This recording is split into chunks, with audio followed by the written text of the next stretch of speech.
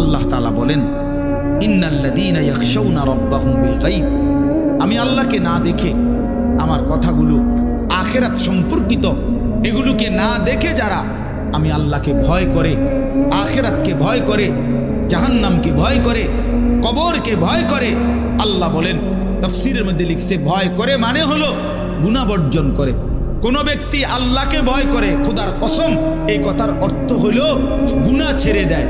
যে গুনাহ ছেড়ে দেয় সে আল্লাহকে ভয় করে, যে আল্লাহকে ভয় করে সে গুনাহ ছেড়ে দেয়। কোনো নাফরমান আল্লাহকে ভয় করে না, আল্লাহকে ভয় করলে গুনাহ করতে পারে না।